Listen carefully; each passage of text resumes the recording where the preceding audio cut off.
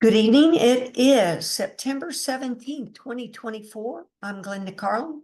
Welcome, welcome for those here live and those that watch the video later on YouTube. September 17, 2024.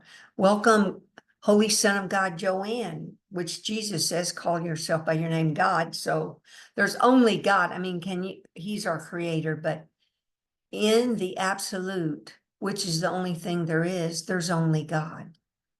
All these other images are just images made up by that dynamic energy of God mind. But anyway, Holy God Angela, Holy God Debbie, Holy God Leon, Holy God Glenda. And we want to hold Barbie in our prayers. She's having a doctor appointment Thursday. And Joanne, her husband, just had surgery, but Joanne's going to have a couple of tests. Because we have this human form. That's why we do the best we can at balancing everything. Body, mind, heart and mind get joined. But there's natural breath and energy and this natural body that, of course, changes, gets old, and like Jesus says, grows old and dies. That's part of this change, this impermanence of this separate world. But what doesn't change is our eternal God self, this God light that's in us, that animates us. And the topic of my conversation tonight was why a shaft of white light showed up in my mind. In essence, why did a shaft of white light show up in my mind? In the Course in Dzogchen, it talks about that presence. Of course, Buddhism doesn't talk about God typically, but these lamas do, because it's a creator. It can be called Brahma, creator, essence, God presence. So many names for the same thing. Same beautiful God presence. I was sitting in my chair today and tears just came to my eyes because I know God's presence is right here. It's just, I never used to know that, but he's always here. It's just our thoughts that block us from feeling his presence. But anyway, that presence is here. And that's why A Course in Miracles and Dzogchen is here, and other paths, to help remove these thoughts, feelings, obscurations, images from our mind and heart that block us from seeing our natural nature. But we can get glimpses of it as you practice the Course and meditate and practice these truths, God truths. You get glimpses of this spaciousness, this clear light, but the Course calls it a clear light. And of course, I see a clear light, spaciousness of this God presence, but that makes it difficult to rest or sit, be with that light. And so I called upon Holy Spirit, Jesus, Buddha, and the Enlightened Beings and saying to them, I wanted to be able to rest in this light longer. And because the clear light, it's difficult for me to lean back and rest in it because it's clear. But the thing is, I know it's there. So I lean back in knowingness and I'll see the clear light. But anyway, they answered my prayers in that it was either before or after meditation.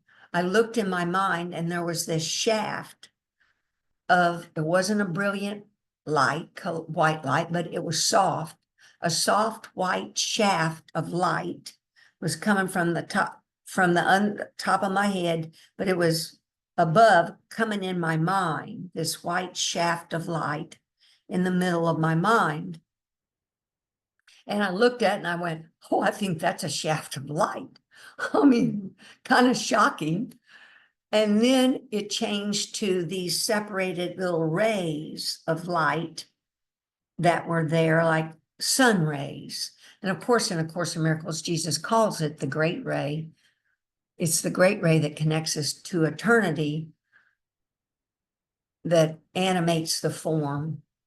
It can be called prana, energy, light energy. But anyway, and when people are awakening, they can see various colored lights in their mind. It's just part of the awakening process. And then they see images, can see universes, galaxies, solar systems, stars. It's just Holy Spirit's having the mind open up to the vastness of that God mind. And the God mind includes everything. So that's why the solar system would show up in your mind and in your heart, because everything is flowing back and forth through every form. But when we're asleep, we're not aware of it, because everything's united, animated by this clear light. So it's moving. That's why you feel movement or a wind, the subtle energy field inside the body. There's a wind that's God wind. And when there's subject object, then you feel this back and forth movement. In the absolute, there isn't any movement. But in this awakening in the physical world, we go beyond good and bad and up and down and past and future into this isness of just this light that's animating everything, filling your form up completely. But why Holy Spirit and them had it show up as white light? It made it easier for me to lean back and rest. And so then in that light, and when that rest, it gives you rest your weary heart and mind in your true essence, your God presence, which is yourself, that light. And so I searched the course about the word rest, and also love showed up again, because one of the main things that happened was a month or two back was it came to me about unconditional love. Unconditional love is what God is, and we are what our reality is.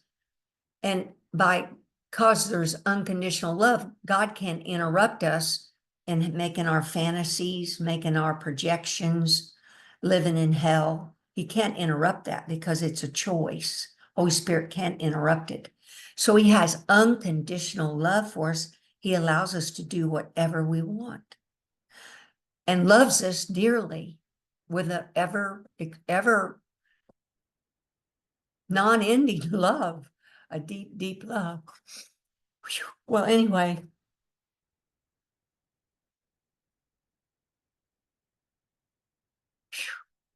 that love is so beautiful.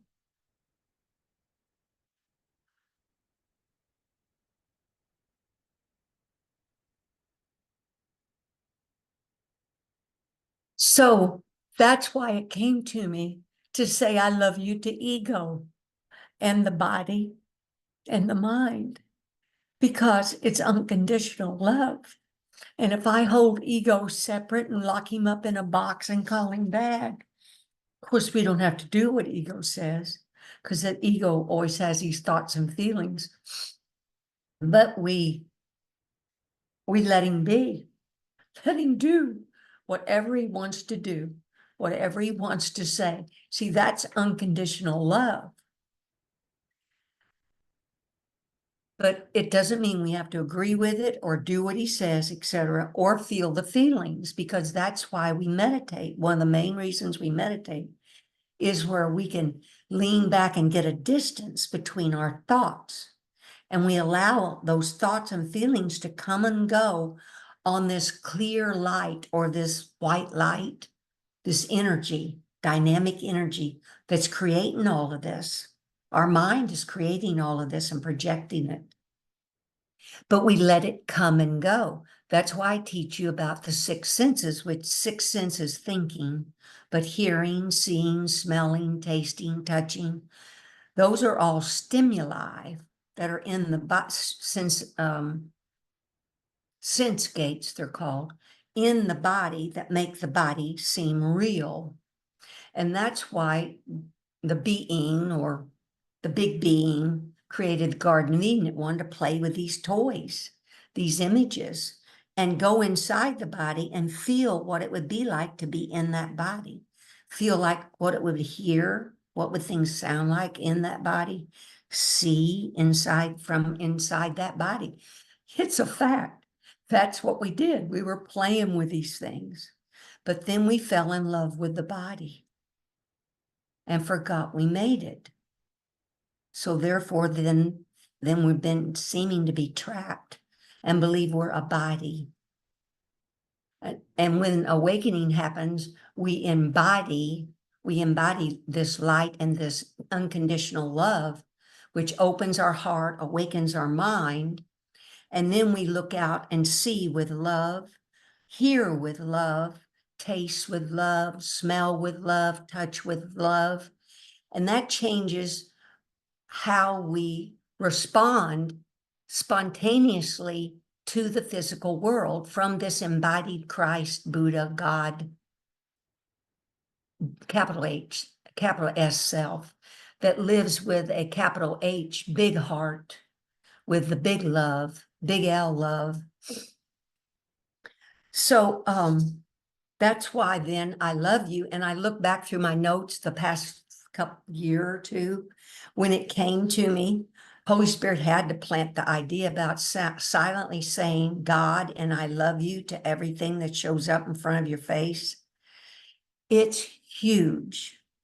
I had no idea really what that meant. But see, that's unconditional love. Silently, we're saying, I love you to everything, even like the walls in your house, animate and inanimate things, because that opens up your mind and heart to this love that you are. It removes the blocks to the awareness of the love self, the awareness of love's presence, which is your natural inheritance, which is God, which is yourself. Love created us like itself. How else can you remember your love except by loving? So we fake it while we make it by saying, I love you. I mean, to all these things, and ask Holy Spirit. I was talking to somebody on the phone. Ask Holy Spirit to tell you the things you hate. Because if you were like me years ago, I never thought about I hated things, because it was just the way life was. You caught up in these sense gates of, I like that, I don't like that. Or I hate that, I like this. That's just the culture of physical world, of the upbringing of humans, right? We just are. That's just duality. But see, we're learning to look beyond duality to this isness or presence of God that's only love. So how else can you remember what you are except by loving?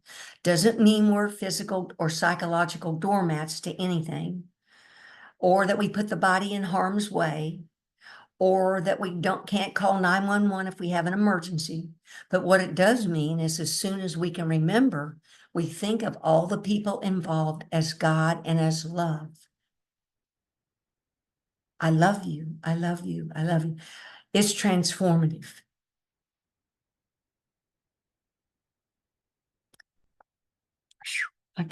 It's transformed my life.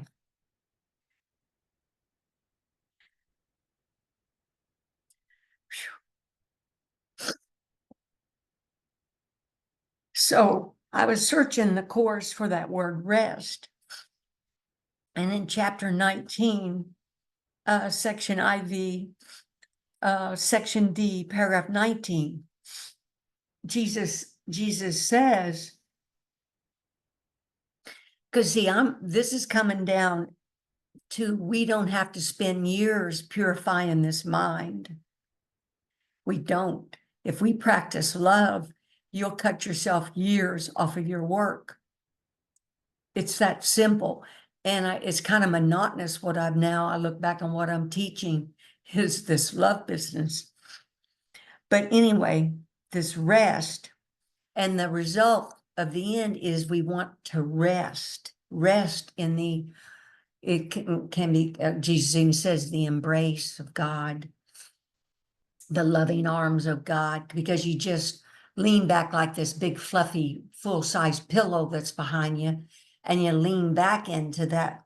You can picture that pillow as the white light, and you lean back in it, and you let that light just infuse, come through every cell of your body. Just let it pour through your body, all edges, as you lean back and rest in this white light, physically, but also mentally.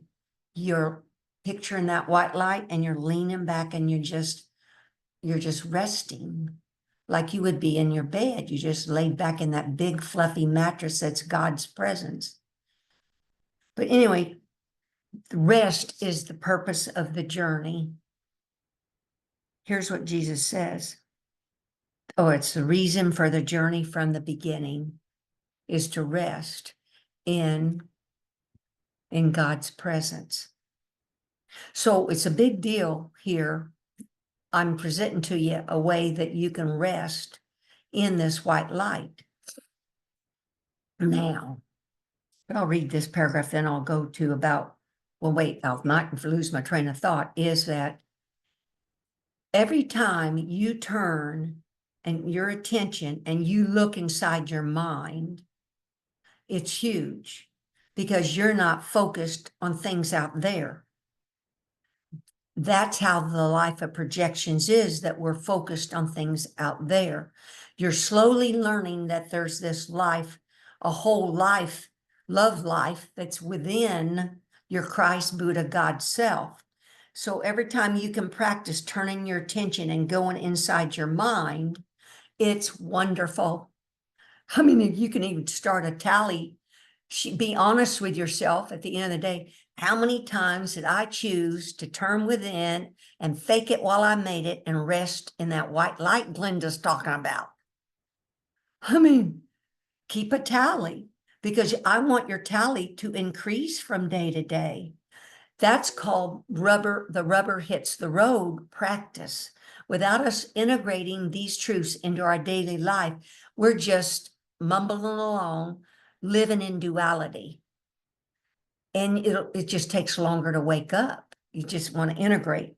But here's what Jesus says about the projection. See how the body's eyes rest on externals and cannot go beyond. That's how we've lived our life. Our body's eyes rest on externals.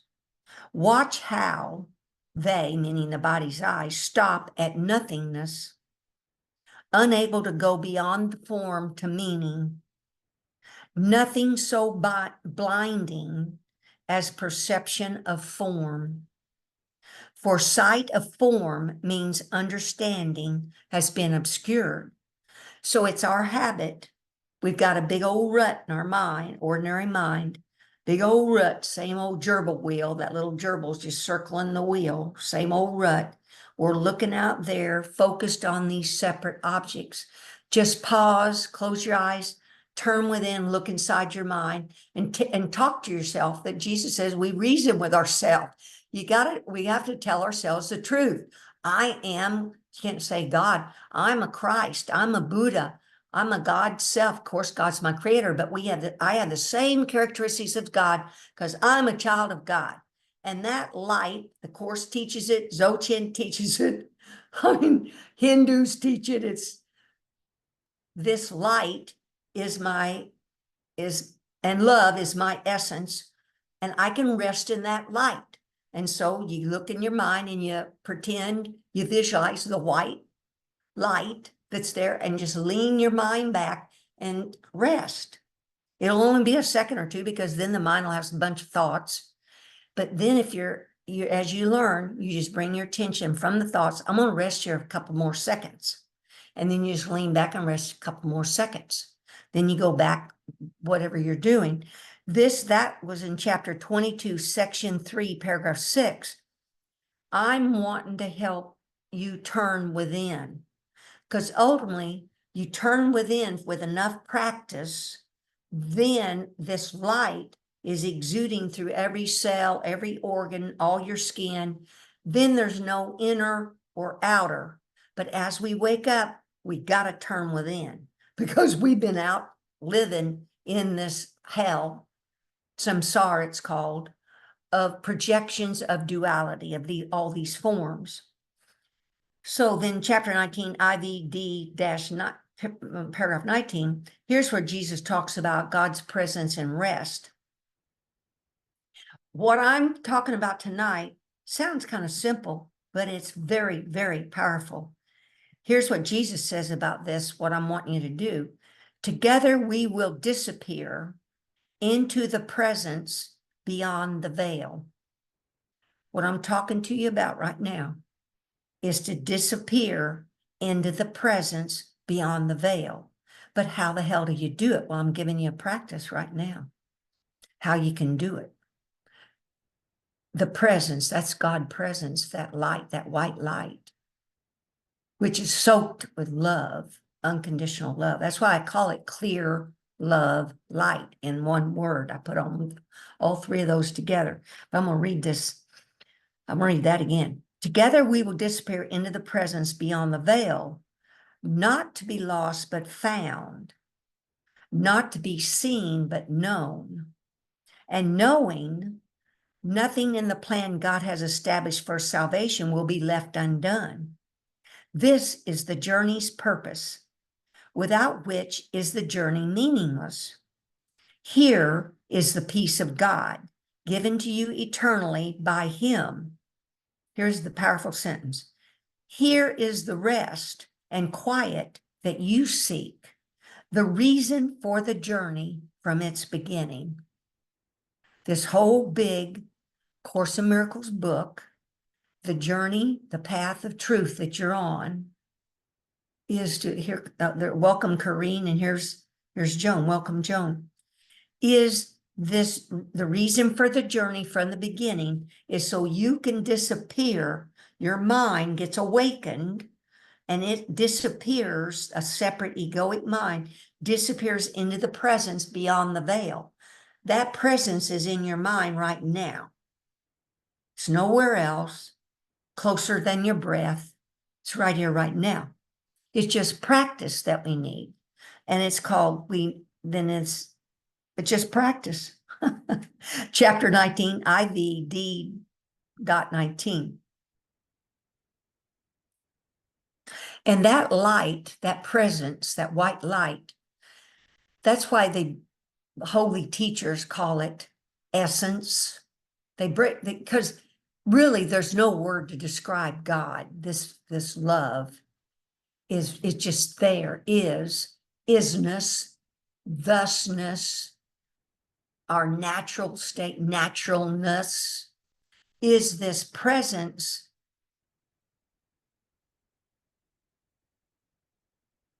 that contains everything, that animates everything. Everything is contained within this light presence.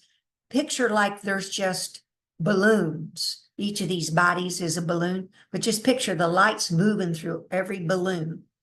If you can't picture a body, because a balloon, you know that sucker's blown up with a breath and light energy or whatever.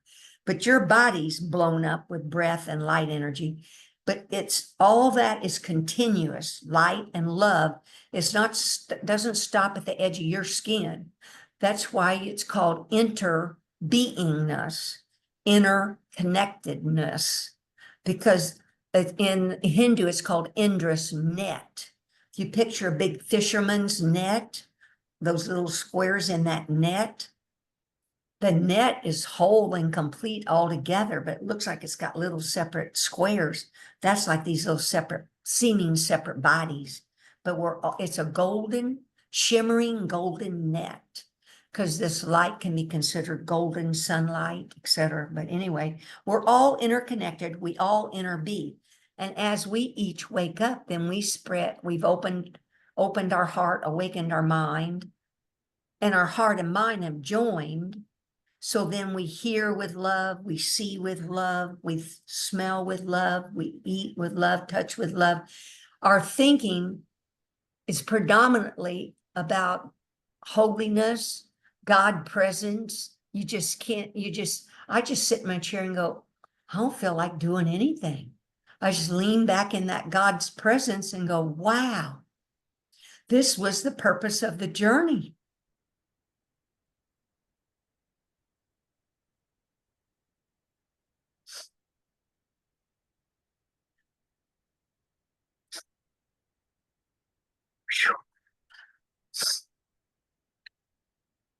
Thank God for Holy Spirit, Jesus, Buddha, and the enlightened beings. Oh my. Or we'd be lost forever in the delusion of this mind, thinking these thoughts of separation, ill will, hate, vengeance. And see, these things are knee-jerk. They're not your true thoughts and feelings. Just lean back and watch. As you wake up, you'll hear these thoughts go on and you'll think, I didn't say that. Who's saying that? That's ego mind is saying this stuff. These are not your thoughts. Now, these holy ones are Holy Spirits, but still, those you could consider your holy thoughts. But anyway, whew.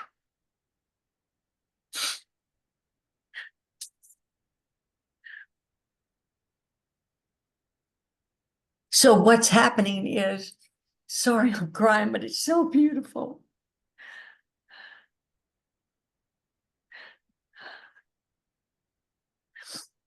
What happens is our awareness, because think of it, or not think, but who's looking out? What's happening here? What's looking out to see me or to hear me? Or let's think of a person in a coma in a bed. They're not got conscious, they're not physically conscious, they're in a coma. But they'll wake up out of that coma and they'll say, I heard you guys, I heard you all. Now, what they're talking about is awareness with a capital H. As far as my understanding, how I look at it is, when awakened, then you have a capital A awareness, where you're aware of God's presence. Before we have little a awareness, because we're just looking at ordinary mind, ego mind, and we love you, ego. We're just stating facts here. You're free to do whatever you want to do. But ordinary mind, small ordinary mind is caught up in duality, who-ness, subject object, meaning it takes two to tango. So in this mind, ordinary awareness, hearing, we hear a sound, we see a sight. But with awakened awareness, it's called like having a Teflon mind, a slick, just picture slick, write that in your journal, a slick Teflon mind. And let these thoughts and feelings, they just slip on by. They're slipping and a sliding. They're not sticking anywhere. But when I don't when I'm not leaned back, given a gap, a pause between my thoughts, or kind of lean back, focused straight in on what's going on, and my mind wallering around sentences and thoughts, thinking thoughts and things before the other one talks, then we're caught up in this paragraphs and drama of ego. Lean back, you're allowing people just to talk, and you got some space there. You might even count to 3 or 10 before you respond, and you'll respond different because the thoughts they're not stuck down in there like fly paper. Picture the minds like fly paper, egoic minds like fly paper. It just sticking. Any thoughts or feelings just stick right on in there. Then before you know it, you got another feeling, they stick down in there. And we've taken super glue and we've just glued all these thoughts and feelings together. But think of it like sticky fly paper. And with that, by not being aware that we are caught up in these thoughts and feelings, we're asleep. We're sleepwalking. We're just reacting to these thoughts and feelings that are going on in our own mind. We think somebody else is out there saying something, but the thoughts and feelings of my reactions are in my own mind. I can't blame anybody else. It's my thoughts and feelings. So we become aware when we're entangled. And how we know we're entangled are our feelings of, you can feel anxious or sad or worried or angry, varying words. But somewhere last week I read, when I was searching around, Jesus actually says, of course, the opposite of love is fear, but with fear automatically comes anger. Anger. And see, we soft coat that because we'll call it irritation. But underneath the whole deal, it's anger that we're separate. We're alone. We feel it. We're alone. And unsafe, uncomfortable. Just these, and so then the unconscious mind, these is moving around with its own thoughts, and it just becomes, we give ego and these thoughts of feeling a place to live in our mind. So remember that week I talked about a cup, picture in your head like a cup or a container. And if I can be observant, I've got thoughts and feelings, I'm stirring them around in that cup. I've given my suffering a place to live. Now, see, all these visuals can help you get out of that cup, help you get out of that tangled mess. And you recognize, oh, I'm just thinking these thoughts. Then I'm going to stop. I'm going to stop, breathe, smile, and relax, lean back. Holy Spirit, help me. You call out for help and you go again. Because see, that's very, very huge. Because think of all these 20, 40, 50 years, we just were reacting. We never stopped, never gave ourselves a break from these thoughts, feelings, and actions. And we were the gerbil on the gerbil wheel running. Same old vicious cycle, same old habits, habitual patterns, etc. And see, y'all are getting out of that. And when I was talking to Terry Wagers this last week, she wanted me to remind everybody, as we wake up, what happens, these thoughts and feelings we've repressed or denied that have been laying in that unconscious mind, Holy Spirit helps us and they're being brought up. So that may look like why a person thinks, oh, things aren't getting better. My mind seems to be busier. Well, why it's busier is you're strong enough, Holy Spirit's showing you some other things that you can let go of. Excuse me, which doesn't mean you go wallowing with them. Now, if you have some really hard, difficult trauma, post-traumatic syndrome of some sort, all kinds of that can occur due to being in the military, being in war zones, or sexual abuse, or all kind of alcoholic parents, or whatever can happen. Abuse is just happening. Then you might need a therapist or family members to talk to. But I would have you journal to be careful to not waller for years in this, because that's only reinforcing these problems, because you want to be freed from them. And you are free even right now. It's my thoughts holding me back, that it's going to take longer for me to let these go. This one's so bad. I just cannot let this one go. That one's just so horrible.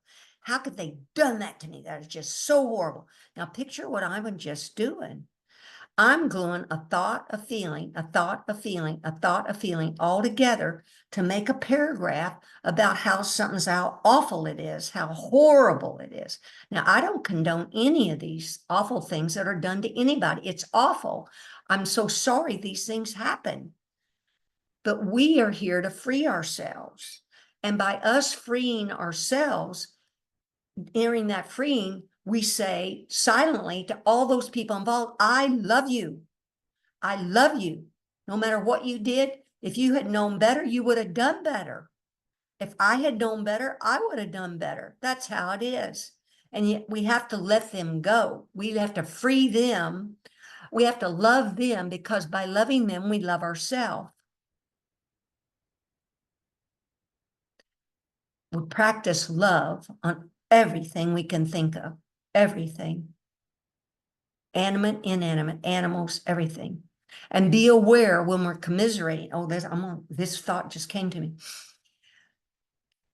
I was at the health club the other day, because see, I believe in balance, mind, body, and spirit. So I go to the health club, I'm lifting my weights. But oh, spirit will tell me, now remember, you're not going to do too much. Don't push too hard on that, because that means I'm awake and aware of how my muscles feel. Because then I'm not straining them, not pushing, because then I could hurt myself. Wouldn't that be ironic? You go to the health club to feel healthy and you hurt yourself. So I laugh about that. But anyway, I was at the health club and I was leaving. Oh, but wait. So at the health club, they have spray bottles, where you spray the paper towel and you clean the equipment and etc. So I go to that area to get paper towels and spray, and both bottles are empty. And it's quite a walk to these other little barrels and stuff. And so I take these 2 empty bottles up to the front desk there's 2 or 3 people standing up there. You with me? So I could watch ego go, what the hell are they doing? They're just standing up there talking. Right. So I'm watching ego and I kind of grin and go, that's their deal, not mine. And I get to them and I go, hey, you all, I want you to see, I got 2 empty bottles over there where there's some paper towels. We need some disinfectant, when you can. And then I grinned at them and just said, and I said, I forget, I said something else like, I'm not being mean, I'm just letting you know. And I grabbed a bottle and went back. So then at the end, when I left, one of those women were up there at the desk. And it came to me, see, you watch your mind as you meditate and you become aware of the mind. Holy Spirit gives you things to say. Yeah. Now you have to be a little aware, because ego can show up in there too. But anyway, this was a kind thought, so I knew it wasn't ego. So I went, I want to thank you for the service you give us out here. I really appreciate it. And the person said to me, well, you can be something happy or whatever, because you're on that side of the desk. We're over here. And what she was meaning was, we're over here to hear all this crap from these people, right? So I said to her, oh yeah, I get it. You mean when these customers out here are complaining or telling? She went, yeah. And I go, I get that. That's part of this customer service and then I paused and I went, and there's something I could share with you. And it's due to my age, I said to him. This is something I've learned. I said, I didn't know it, but you've heard there's an unconscious mind. And the person goes, yeah, there's an unconscious mind. I said, that unconscious mind doesn't know the difference between what I'm thinking, saying, and doing about somebody else and me. It thinks everything I'm thinking, saying, I'm doing is about me. So guess what? It's storing all those upset, angry things I'm thinking about those other people. And then that causes me to wonder why I feel anxious. Well, you feel anxious because you're living with these anxious anxiety feelings and thoughts that are coming back. They're coming back on you. And her eyes got kind of big and she goes, I never thought about that.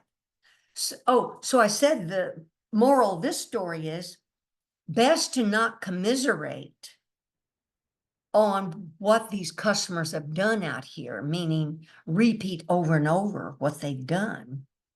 Because guess who's getting repeated all that in? Your own unconscious mind. Well, that falls for all of us. We all go off talking about some politician, family, friends, commiserating with somebody about stuff. We're only one mind, and that unconscious mind thinks it's us. Now, we could state facts, but where we kind of draw the line is when we start to get involved with all these feelings. All these feelings get attached to these thoughts. That's when you're really stacking some polluted stuff into your unconscious mind. And so y'all awake and alert enough, you're learning not to do that. But yet it's a balanced life where we can journal any of these concerns about people and let these thoughts and feelings go. So if you recognize you're doing something about a person or a thing, then that's when you sit with that and you let them go. Let your thoughts and feelings go with that person. And see, I've talked about this before, but it is true. That one person could represent hundreds of people in your life, from prior jobs, prior relationships, that you let them go. You're letting go a whole lot of thoughts and feelings about other people. But I want to read some things here about what Jesus says about, I found some things about love. I think it was, let's see, where was I was thinking about what was I practicing before the white shaft of light showed up in my face, in my mind. I realized that I was thinking about this unconditional love. And remember, I was asking the Holy Spirit, I want to be aware and awake to that there's no separation between God, the gurus mean our teachers, and Atman means self, this egoic self. There's no separation. There's that light is streaming through everything. It's all continuous. But to be aware, so anyway, but gurus, I want you to be aware that it's in the email, but there are inner, outer, and secret gurus. Let's see where I kind of wrote this real fast. And see, I didn't get this either for years, until recent, the last few years. Everything can be your guru. Guru means teacher, everything. And so the first one is on the outer level, the entire self-arising universe. Every moment can be your teacher, right? Whatever shows up in front of your face, it's teaching you, because it's asking you to choose. How are you going to label that thing? Which voice are you going to listen to talk to it, through ego or Holy Spirit? But it's called everything's grist for the mill. That's why it's moment to moment awareness, where we're not sleepwalking, but aware of what's showing up in front of our face every single moment. That's so the whole universe can be your teacher. And also on the outer level, see, that's the outer level, is our gurus and teachers. And those can be those that are in enlightened Christ, enlightened Buddhas, holy people like the Dalai Lama, people that have awakened, that can help. These are embodied Christ, embodied Buddhas that can help you. Then there's the inner guru. The inner guru, there's 2 or 3 nuances here. It's called the mystical guru, manifesting as experience. So when you have this turn and you turn within and you go in your mind and you're looking at that, visualizing that white light, and you're visualizing the lights radiating out all the cells, that's a holy experience. That's holy. very holy. That's an inner experience. Other times when you're meditating, you'll feel lighter, or you'll get a glimpse of something, you'll get an insight. That's inner guru, an inner experience, manifesting a mystical guru as experience. The true nature of our own experiences teach us. So you'll have these experiences, they'll teach you. And then there's a formless, absolute guru, this great luminous emptiness of pure God. The absolute, what that word means, that's the absolute, means there's not duality, there's not two-ness, there's not the capital A awareness that's aware of this white light even. In the absolute, there's no even capital A Christ awareness or capital A Buddha awareness that's awakened and aware to and remembered what it is, what its brothers are, that it's light and love, and it feels its light and love self. So we have our absolute guru, this God, clear light that teaches us the big love, the big love. And then there's all animate and inanimate existence. Now, that could kind of be that first one about the outside universe, because you're picturing all this universe, all these projections, all these things are projected from this inner Buddha mind, Christ mind, God mind that's projected them all. So all I'm trying to say is everything can be to teach you to choose again during the day. If you're mindful, see, we're becoming mindful of what's going on around us. Like, let's see, what was it? Oh, today I'd gone to the store, and the cashier was apologizing because she was getting something for me. And I looked at her and I said, oh, no apology needed. I've learned that I'm to wait right here because I'm not supposed to be out driving. That's why this pause is happening here. So no worries. Just do whatever you need to do. Because see, this is the flow. What I'm talking about here is this flow. There's this great Tao, this great loving flow. Even though there's a war zone, there's this flow of this clear love light energy that they're not aware of the love, but this clear light energy is animating everything. It's animating everything. And there's a flow to it. And if I'm awake and aware, I wait. Instead of me standing there at that counter, I could have said to that lady, what's taking so long? Would you just hurry up? I need to get home. Now, that was the old Glenda years ago. Would have just been, I need to get the hell out of here. You're holding me up, you know. But no. There's a flow. Now, granted, if something is really, if you've got your mind, you can go, I'm not quite sure about that. Let's see if I need that. Can I come back? You know, it's not like we're just bumps on logs either. There's a flow to this whole thing of objects coming and going, but they teach us lessons if we're open and alert to it. And then how we think of them. Do we think of them as God and I love you? That's the bottom line. But yet they can direct us based on if somebody brings up some book or something you want to, seems touches your heart or something, then you buy a book, you know, or a podcast or something. I'm just talking about that these are ample chances throughout the day to wake up and remember what you are, so you can lean back to that white light.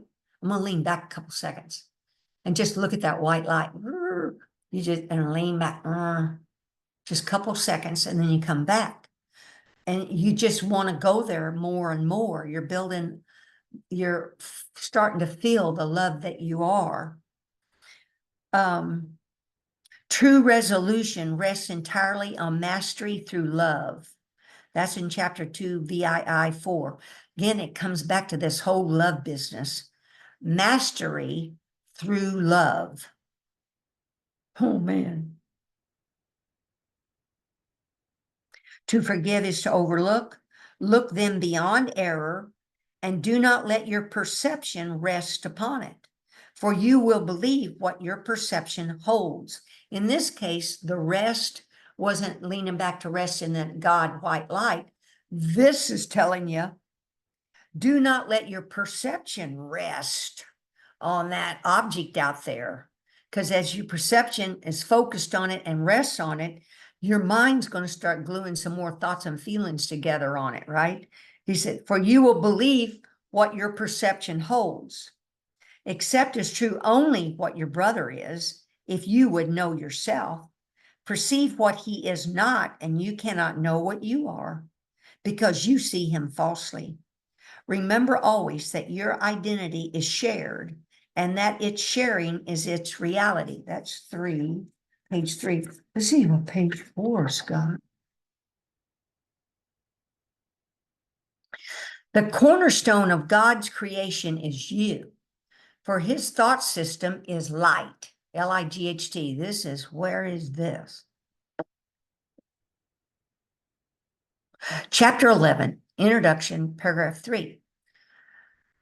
The cornerstone of God's creation is you, for his thought system is light, Light. Remember the rays that are there unseen. Woohoo! So see, I'm explaining to you, you can go see the rays. They're there in your mind. They're there now. You're going to visualize them, but Jesus is saying, remember the rays that are there unseen. The more you approach the center of his thought system, meaning God, the clearer the light becomes. That's why I told you this light's clear light, and I found it hard to lean back and rest in clear light. What the hell? So Holy Spirit gave me some white light. So you have to have white, and see, white's purity as well, right? Because you're whole, pure, and innocent. All is forgiven and released. You're whole, pure, and innocent.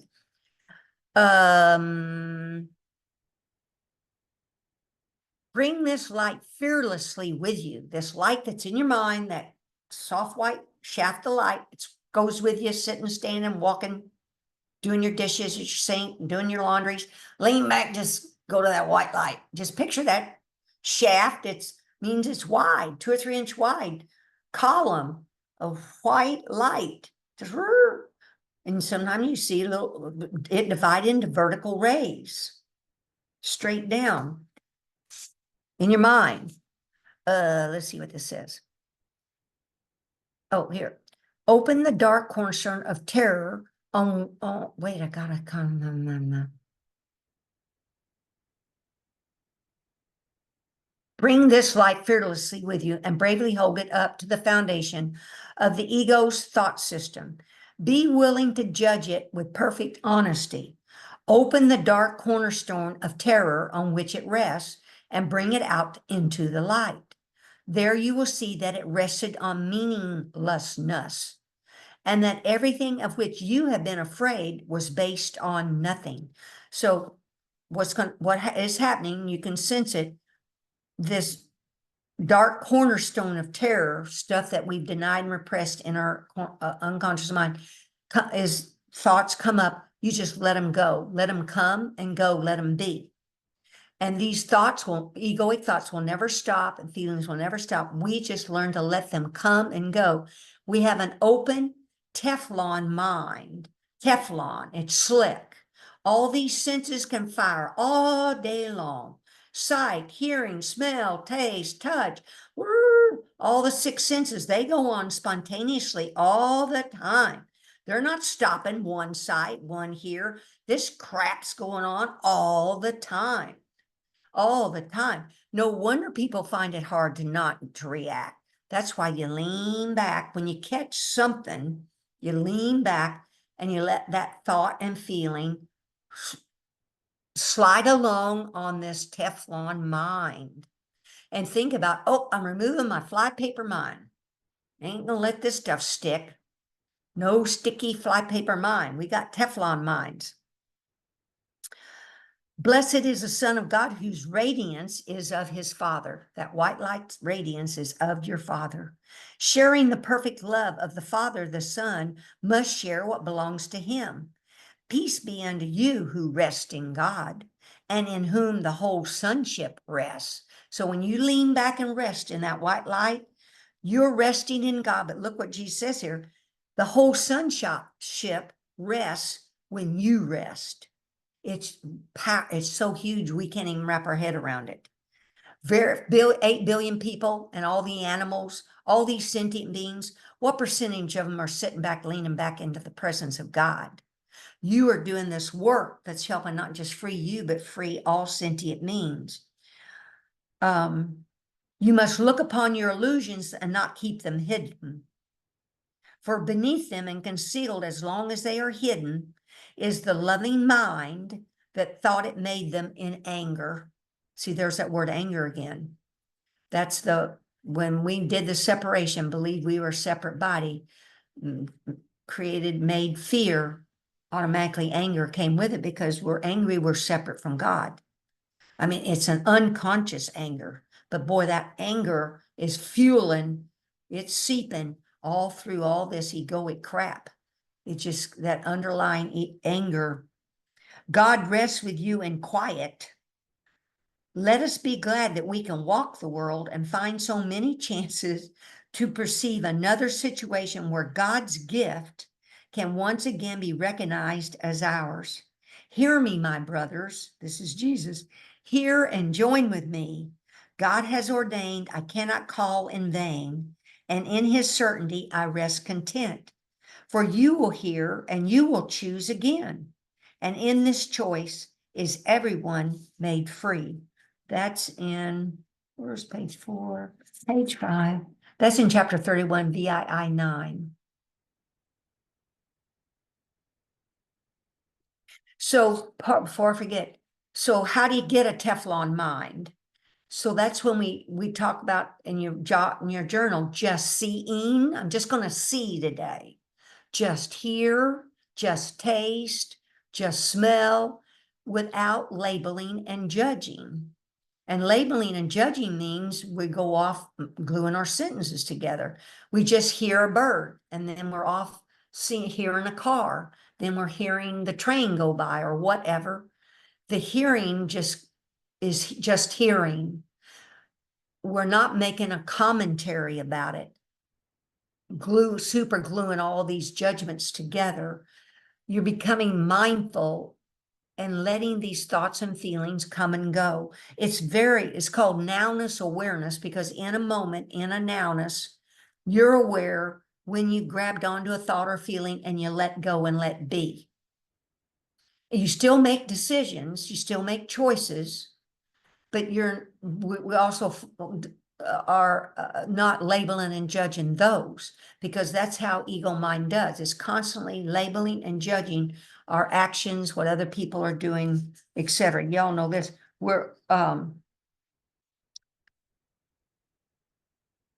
So true resolution rests entirely on mastery through love. Well, we've kind of gone here past the 8 o'clock hour. I thank you for coming out this evening. Let's look around the screen. How you think of your brothers is how you think of yourself. Look around the screen and identify each of these people for their true identity. Holy God, Joanne. Holy God, Glenda. Holy God, Angela. Holy God, Joan. Holy God, Leon. Holy God, Debbie. Holy God, Kareem. Holy God, Terry. Holy God, all those that listen to this video later. Sometimes it's amazing to me. There can be 50 views on a video, 500 views on a video, 1,000 views on one of my videos. I never know what's going to happen. And if it can help one person, that's all that matters, you know? This touches people in ways I never know. And then as you all go out in the world and think loving thoughts about people, if there's counter service people that are helping us, we pay our electric bill, thanking all those people there for all the production of electricity. all those poll workers that are going to be trained and go to those polls to help us all vote. It's just a service industry, our electricians, our plumbers, our air conditioning people, food, the people that grow and provide our food. This is all a being of service to each other, but we can think of them as love and thank them for all their help. They're hidden. They're hidden people.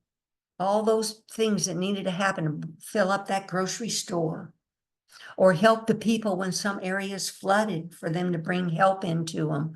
Let's send our thoughts, our loving thoughts and feelings and hearts out to all those involved in any flooding conditions, any war zones, any abusive relationships, anyone ill and suffering, hungry, all of those things.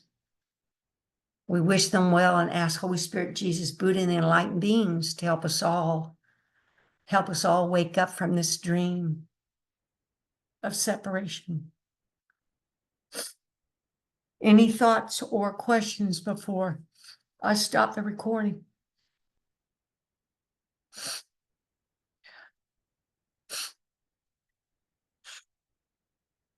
Doesn't mean we can't pray to help our brothers and sisters. We can, but yet we don't believe in their illness.